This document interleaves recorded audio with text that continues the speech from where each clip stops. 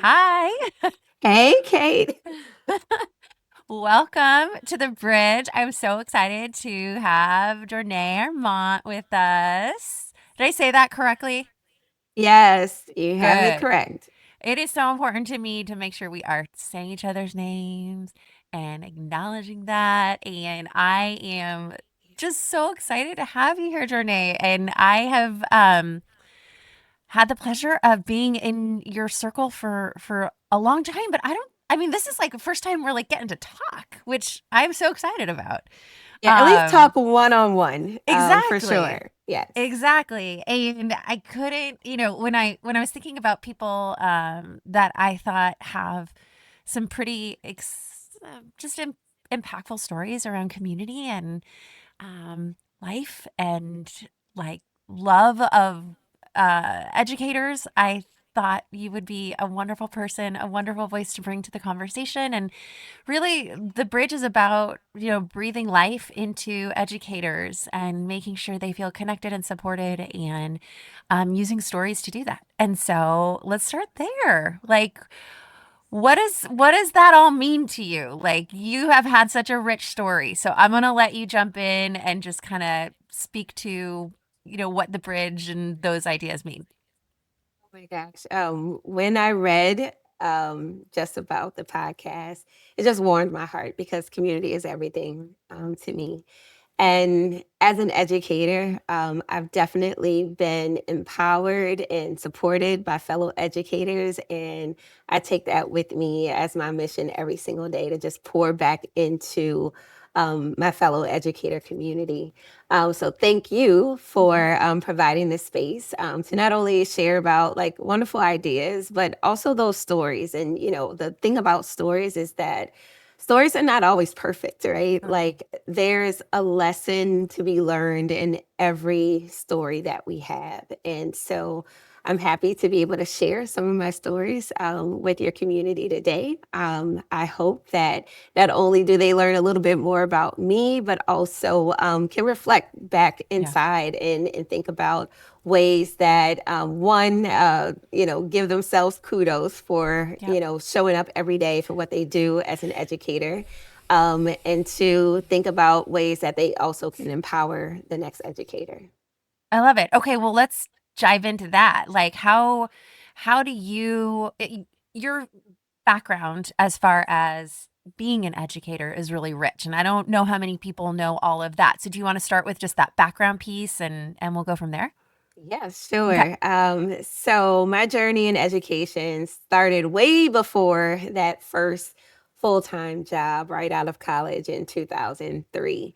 I come from a family where I have a couple of educators in my family. My two aunts are educators, administrators, etc. And so I saw firsthand the work that they did and the impact that they were making. And I would be the little girl going to the school, volunteering, and working side by side with students. While I was at university, my initial plan was I was going to be in the medical field. I was going to be, Oh. yeah, a physical therapist. Yeah, all And right. then I had this biology class that just like hit me in the face and was like, you know what, Janae, you're not really passionate about this. You might really want to reconsider. I think a lot of times in life we have this idea of what success might look like Yeah. and be like. And we have like this internal struggle a lot. Like, okay, I should be doing this, but I really want to be doing Yeah. that, right? Yeah. And so, I made that switch to focus on education Wow. during my, like, I want to say the second semester of my sophomore year of Well, that's kind of college. far in. And Like you had taken some yeah, classes by that point. Okay. oh yeah, definitely. And it was the best decision of my life. And Nice. I couldn't be happier. But in 2003, once I graduated, I immediately started working at a local school in St. Charles Parish Public Schools. I'm going to give them a shout out because Yeah. they are critical to the foundation that I've had. They are a very incredible school district that has leadership and love in the forefront.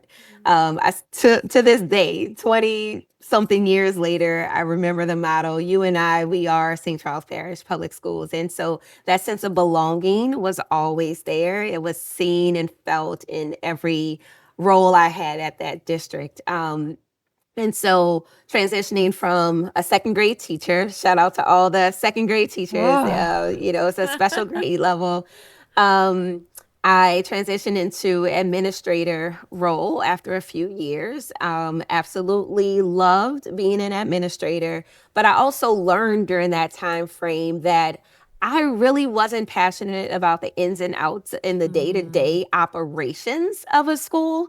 If you've never been an administrator, it is much more than just teaching and learning at that point. I mean, you are dealing with, buildings opening and, Oh my God. things happening that, could impact, Codes and yes, parents and oh my all the gosh. things. And so it really took away the reason why I was there. Yeah. So I found my love with instructional coaching. Now, I was always a mentor to other teachers. And Yeah. so instructional coaching kind of became my jam. I moved to Alabama, became an instructional coach. During that time frame, that's the brink of when like Google after education came on the scene. So it Mhm. was an exciting time between 2011, 2012 Yeah. that I just embraced technology and, started getting into various communities, sharing my knowledge, not only with the educators that were in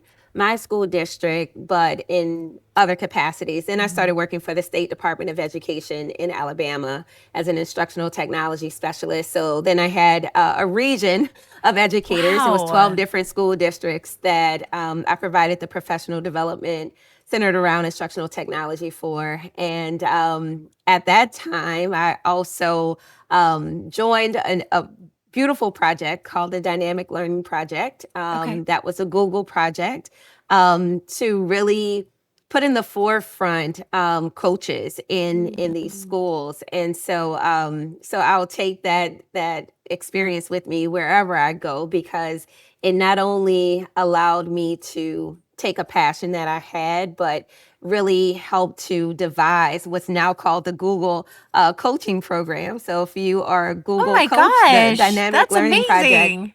was a precursor to that. So yeah, so that's something that will always resonate with me.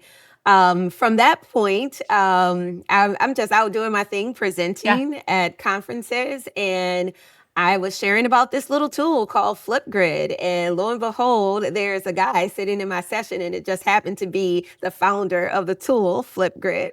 And so that's Dr. Wait, Charlie what year? Miller. Yeah, what year is this? Yeah, so this is 2017. Okay. Okay. Yeah, So this is 2017. So, yeah, so at this time, I have the founder of a tool that I'm talking about sitting right in front of me. crazy. We actually, had dinner that night. He called me up and was like, we would love for you to do a webinar for us. I flew to Minneapolis. I did that webinar, and a few weeks later, he asked me, if I would join the team, and he kind of laid it What? out for me. He's like, this is a startup, so I'm just letting you know, either we'll do good for, a while, we could be here today or going tomorrow, or we could be acquired, right? Like that's the options. Are you willing to take that risk? And so what's so funny is I sent him this long email about my passion and purpose in life. Because one thing, if you know me, I am not going to do anything that does not align with my values and like the way that I work and the things that I believe in. And so anyway, I put these Ikea circles in the email. I still have the email to this day. And so he replied back with not so long of an email, but basically like we're on the same page, right?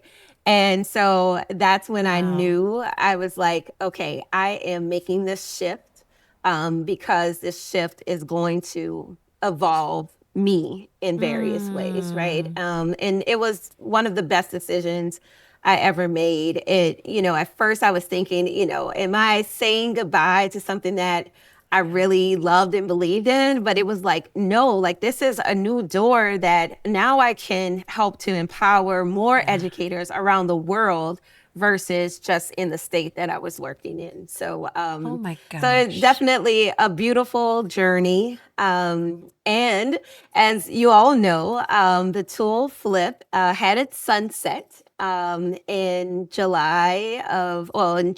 of 2024. Mhm. And so, unfortunately, our team was laid off. But once again, you know, when one door closes, it just means there's another bigger, grander door, you know, ready to explore. And so I know a lot of times we focus on that closed door Yeah. and not really see what has opened for us. So, Mm. you know, I spent a lot of time like looking towards like, okay, this has happened. Like, Yeah. it's nothing to be taken away from this experience, even though it felt like a chapter of a book that, you know, ended that I didn't want to finish yet. And, you know, if you're a Yeah. reader and you get to those points where Yes. it's like Oh my gosh. next. Sometimes I don't even finish reading the book. Seriously, because I'm like, I'm not ready to say goodbye. I have two books like that on my bookshelf. Okay, keep going. Yes, yes. But, you know, but what I learned is that the story of connection Yeah. and the story of community doesn't end or even begin with a tool, right? It's Yeah. the people who are a part of it, and it evolves over time. You know, tools are going to be here today, gone tomorrow, Yep. etc. But the mindset will always be. And I think as Yep. an educator, when we talk about those 21st century learning skills, you Yeah. know, that critical thinking, creativity, the problem solving, all the wonderful things that we want to impart on our students. That's something that no one can take away from them, right? Exactly. So anyway, yeah, that has been my journey, and now after 10 months of so many things, gosh, I can give a quick rundown You during better that because time I'm frame. dying. I want to know it all. Uh, well, people know me as the Savvy Educator. Hmm. And so I launched a business called Savvy Creations. There's a lot of savvy things that I do, and one is that educator aspect of it. Hmm. But then I also launched an online platform called Schools Out Cocktails, which basically talks about like ideas in education, and a cocktail is crafted based upon those ideas. Oh my So God, I I was love it. blending, yeah, I was really just having fun, just blending my love of education, technology, and cocktails all into one. And for me to really be able to do that well, I actually took a bartending class. I have my like responsible vendor's Yeah. license now and everything. And if I had a full-time job, I would have never explored that, right? So Right. once again, it's kind of like life doesn't happen to you, it happens for you. Oh, And I be love it. attuned to the journey. So yeah, that's what I've been up to. And in May of 2025, I actually did receive an opportunity for a full-time contract role through Milestone Technologies in Okay. support of Google's global education impact team. So there I Wow. am building programs and, of course, lots of AI, Yep. Gemini work centered around Hmm. there. So that's really exciting. And then I get to connect with the community that embraced me so much back in my early days of educational technology through the Google educator communities. So shout out to all the innovators, trainers, Yep. coaches that are out there. You're Okay. my hearts. Jornay, you have shared so many things that I need to go back to. Okay. Okay. First of all, and I don't want to forget them. I should have been, I should write, I'm gonna write them down. Okay. First of all, this email and your values. Okay. Let's go there. Cause that to me, like struck a nerve. And I've also been on a journey to find like my next chapter. And I'm getting closer and closer and closer. And I feel like I'm like 95% landed. But to your point, like it was not it was not just going to be a job, like it was worth the work and the waiting and the criticality to um to wait this out. And yet through that journey, I feel like I've uncovered so much about myself, kind of like what you were saying, but what has held true are my values. And so what was some of those elements you included in that email? Like, I'm just curious. So there's like this Japanese like mindset called Ikigai. Yep. And basically it is thinking about what your purpose in life is. And so I've always been drawn to that.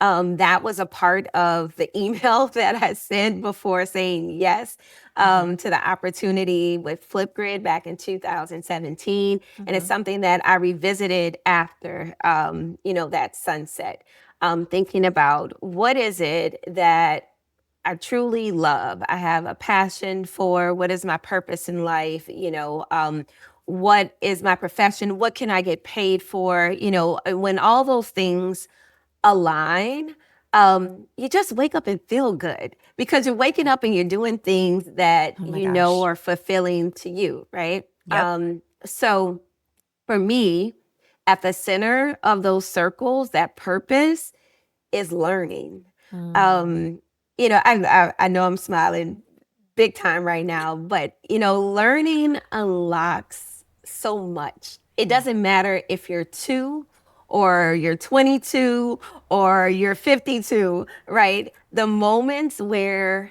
you have this learning moment, it becomes the world to you, Mhm. right? And it is such a good feeling. And for me, learning comes in various capacities. But, learning through experiences is what I truly focus on. Mhm. And one of the greatest experiences that we can give as teachers is a high quality education to all students. Yeah. Now, what does that mean? Right? Because, I think people can sit around a round table and debate like what is high quality Mhm. education, right? Mhm. And it may look different across the board to different people. But like for me, a high quality education really considers the person who is learning and their experiences. Yeah. So it is a learning journey together. It's not one thing that needs to be imparted on someone else. I really Mm. was reflecting recently just about like learning in general. So, like at the age of 5, I knew my phone number. Mhm. We all did, right? Yep. Like that was a thing, right? Now I am 44 years old. You ask me what my daughter's phone number is, and I don't know it. No, my Okay. son's either. Right. Does that take anything away from us? No. No, right? No. Because the whole purpose is to get in contact with someone, right? Right. Right. Then we didn't have the tools to be able to just call. So Right. we had to use some muscle memory to remember, numbers in order to make that happen. But now technology has evolved. We don't have to Mhm. work as hard in our brain to remember all of these phone numbers, which thankfully we don't, Yeah. Right. right? So I think like sometimes we get lost in the shuffle of like what's really important here, Yeah. and right now, like even the conversation around AI and Yep.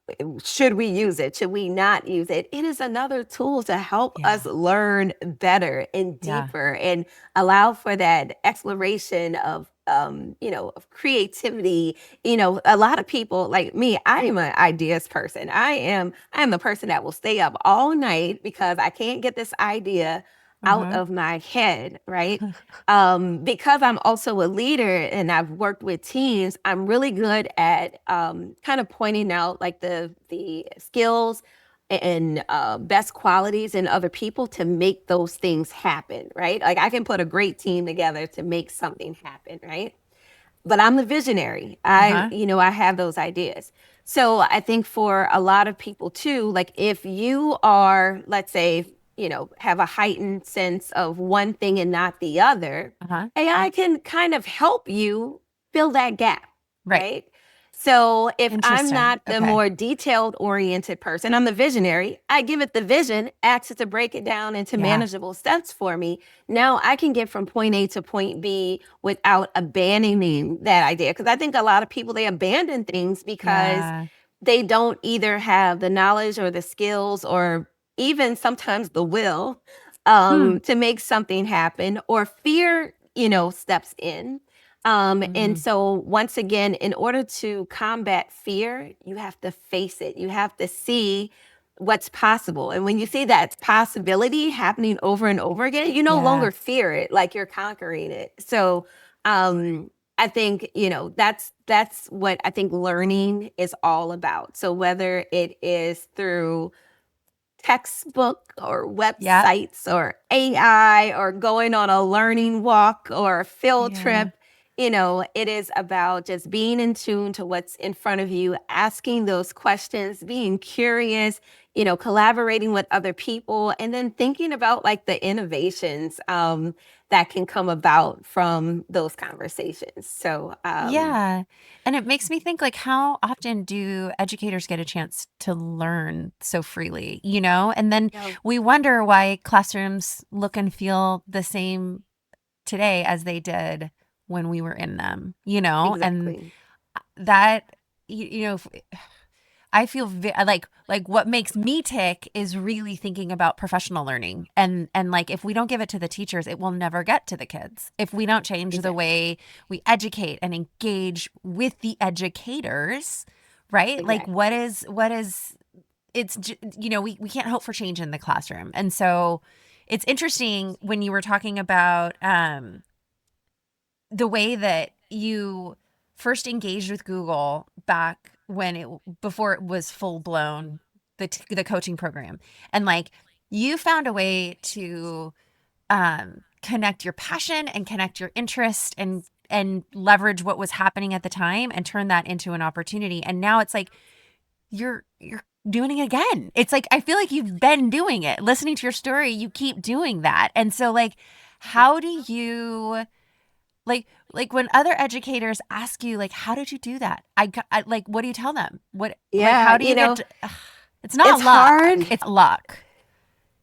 It's hard to see it in the moment. I won't say it's luck because when, you have this passion, but Mhm. also preparation in Mhm. place and that opportunity comes, that's alignment, right? Mm. So, there may be instances where someone may find themselves, maybe wanting a certain opportunity. Yep.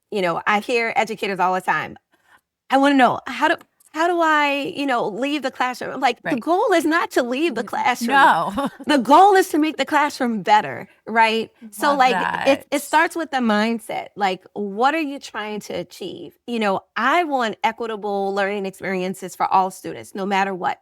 So Right. whether I was a classroom teacher, an administrator for a short time when I moved from Louisiana to Alabama, I took a part-time role as an interventionist making minimum wage because I could not be away from a school. I was still Mm. looking for a full-time, job role. While I was there, I'm there actually coaching teachers. Like the principal was like, "Wait, you're doing like way more than what, I needed and I love that. But I need to find you a job where your skills can really be utilized." But once again, it's in you, Yeah. right? Like Yeah. when it's in you, like nobody can take that away. Like Yeah. people can see it, they can view it, they can feel it, right? Yep. Um, so I think, my advice to teachers who's looking for like kind of like those next steps, like think Yeah. about like not only your passion and purpose, but are you living that truly right now every Mm. day when you wake up, right? Mm. Like, if you can honestly say, yes, I am waking up, I am happy to go to school every day, and I am learning so that I can give my kids better experiences, then those things are going to be seen and Yeah. felt and recognized, et cetera, and opportunities that come your way either, like in my case, I didn't seek out those opportunities. Those Hmm. opportunities came to me, with Mm. people sharing, oh, well, I know this person who does this, that, and the other. You may want to talk to them, And to me, your network is your net worth, right? Oh, I love And so not only sharing with other people, but pouring into other people, as well. Um, and so, yeah, that would be my advice to Yeah, teachers who's looking for maybe the what next, sure. for them. You never know that what next might be teaching a team of professionals in a Yeah, totally different discipline, right? Because right. you have a passion for learning development or curriculum development or whatever the case might be, right? Yeah, So yeah, spend some time really thinking about those circles, like, as I guess an activity, like just going through like what brings you joy mm, every day? Like, what makes you smile? Like when people start talking to you, what is the one thing that you always like bring up in those conversations, right? oh, Start to be in tune with yourself. And then, I'm going to say once again, like leverage AI, right? Like, yeah, so sometimes like we don't know what we don't know, right? So, yep, leverage AI saying, okay, these are the things I absolutely love. These are the skills that I have. Currently, I'm an educator. What other professions can best utilize my skills, for a job role? You know what I mean? And you hmm, would be surprised at the possibilities. I actually did this activity with people who was actually trying to get in tech roles, okay, you know, and so what was interesting, like they didn't realize that they had skills that were transferable to various disciplines, right, right? So as educators, we are true leaders in our classroom. yep, We have to communicate daily to various stakeholders, yep, right? We have to play. So, once again, you might be great as a program manager yep, or, you know what I mean, or a communications manager. If you're posting what you're doing in your classroom on social media and you're making connections with other companies, you might be great in partnerships or, you know what I totally, mean, or fundraising. I mean, the possibilities are truly limitless, right? yeah, yeah, But one, spend that time with yourself first and truly figuring out really who you are. yeah. Um, And it's like we get so caught up with the minutia of the day that like that's the thing about education, right? Like there's never a break. There's just this cycle of go go go, and as soon as the year ends in July or June, then we're just getting ready for the next cycle, and it gets to the point where you can get caught up in that. And there's like what you're making me think is like that's in a way kind of dangerous yes. because if you don't pause to go like what made me smile. I love that. Like something so simple. Like what do you talk about a lot that makes you smile when it comes to your work? Like maybe start there. And that is like that's such a simple like tangible thing and advice you can give any educator. I love that. Yeah, And then double down on that, like smile more and then see how that works into your cycle. exactly. Yeah, and I've been thinking a lot over the last couple of years, like which is where the bridge really was born, was out of my observation of these teachers, specifically like the teachers that were taking the risks and doing like the amazing teachers that work so hard but don't necessarily they get recognized by being given more to do. Like I don't know if you know those teachers, or you were probably that teacher. Actually, I think you were. I was that teacher of like, oh, Kate, you integrate tech so well.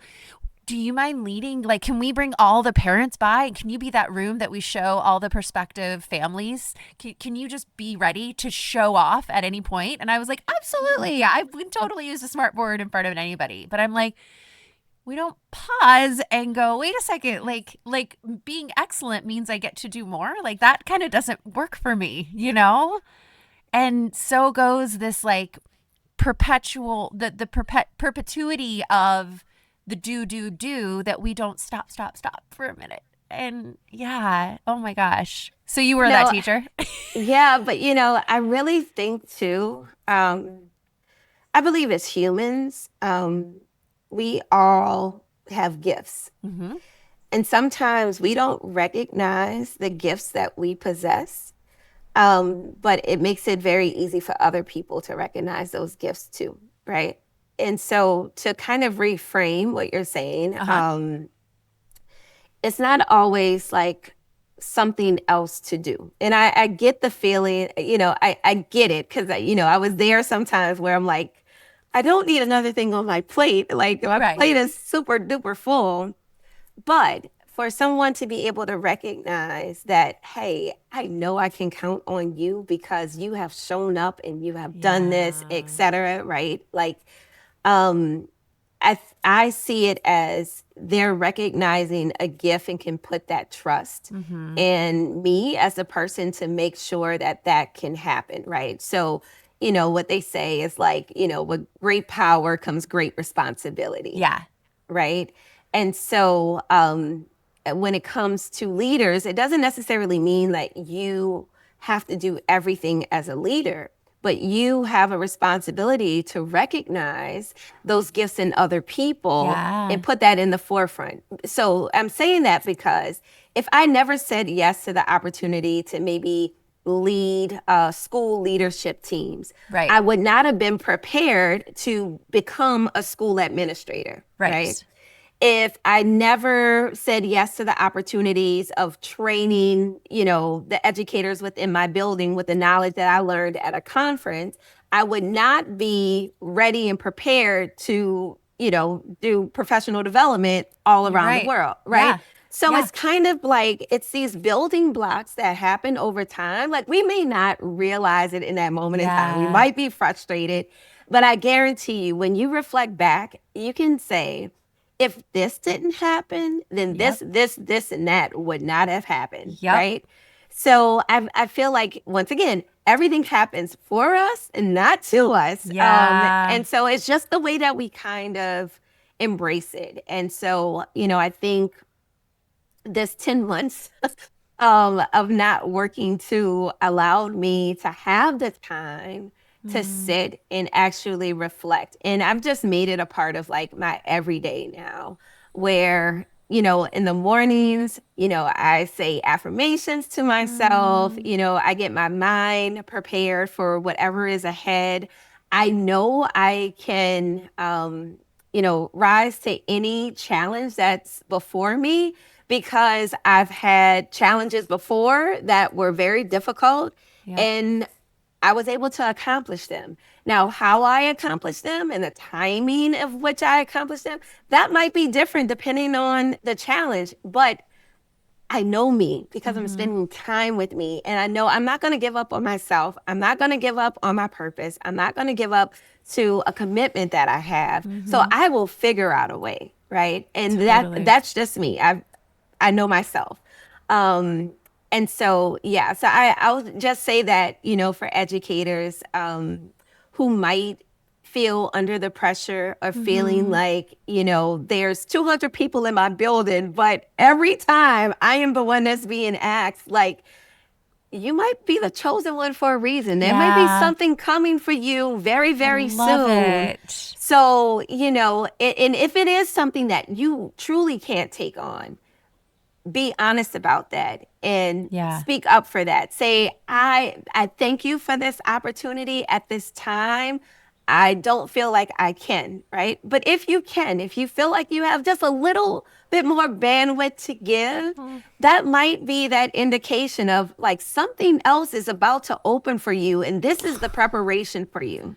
So, Oh so my yeah. God. That reframe is so beautiful. And that's exactly why I needed you on this bridge podcast because you're so spot on and that we don't get to say things like educators don't hear this, you're right. Like maybe it's a signal that something else is coming. Like how exciting, And when you come across the teacher who's like, I'm in my third year teaching this one grade level and I just found out they're switching me to a new grade level and I don't want to switch to the new grade level. And that, it's like, yes. And what if there's something else happening that you don't know about yet? And what a powerful reframe that I Yeah. think I'm going to take Because with it's me. like we are our own walking stories, right? Yeah. And like when you read a story and your main character has this, this thing that they're going through, Yes. like it always becomes better at the end, right? It's Right. it's like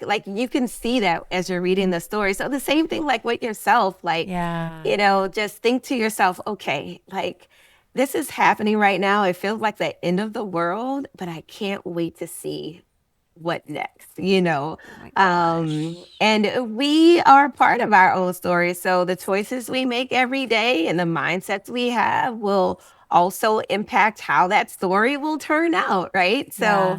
Um, so anyway, I could talk about that all day. I'm a person that likes to pour into people. I can feel it. And I truly believe like everybody is here on this earth for a reason and a purpose. And we all just need that time to figure out what is that gift that we were given so that we Mm, can, give to others in our own special ways, yeah. So that kid in your classroom that drives you nuts, that only wants to talk about like certain things like animals or whatever the case Right. may be, Right. like that's for a reason. Like that kid is maybe uncovering that one special gift that they have, Oh, and we have a choice.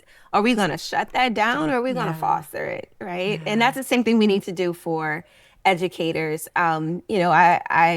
I pray for educators every day. There's so many things that are out of our control, Yeah. but what's in our control is how we show up for ourselves and for our students each and every day. And for those who support educators, just as great educators so-called unwrap the standards so you can understand like what are the knowledge and the skills that students need in order to master something. Same thing for adults, right? Yeah. We might have the knowledge, the pedagogy, we took those classes, but maybe we haven't put those skills into practice, Mm, right? So how do we best put those skills into practice? How do we get the feedback we need to yeah. improve upon it? What are the structures that are in place to ensure that we're having conversations and can collaborate with others and can learn Yeah. from others within our school building and beyond, right? Yeah. So once again, there are certain things definitely that we can control, and how we show up for ourselves and each other every day is one thing that no one can take away from us. My God, Jornay, I can't think of a better way to wrap up this episode than what you just said. Like, I was gonna say, like, okay, what's your advice for like, you just like dropped the mic on that advice. And honestly, like, from the bottom of my heart, I'm so like, we're so lucky to have you, and your story and your voice. I hope and I think you do, but I hope like that your energy is contagious and you brighten my day. And I know you're going to brighten so many people, so many other people who listen to this. So thank you so Oh my much. gosh, thank you so much. And for those who are listening, I know we said a lot, but I want you to remember just 3 words. It's my Mm, mission that I live out every day: love, grow, inspire. mm. If you think about those 3 words every single day, everything will be all right. And I'm looking at Kate's background. You have that rainbow. Yep. I shared with my team early on that every meeting that we had together, we actually started by sharing rainbows in our lives, which are Oh, just positive things. It could be anything centered around the job, but it could be your personal life, just anything that brought joy to your life, for a moment. And so I challenge each and every one of you, when you wake up or when you go to bed at night, think about those rainbows in your life, and keep that positivity in the forefront, because it's very easy in this world to to focus on the things that are not going so well. Right.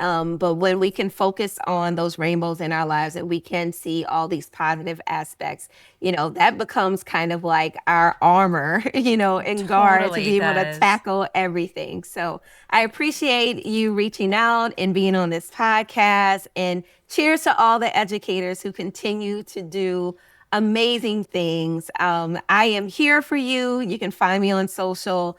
I am known Perfect. as Savvy Educator, so you can find me there or on LinkedIn under my name, Jornéa Armant, and I am here for you. You're amazing. Thank you, my friend. Oh, you're Okay. welcome.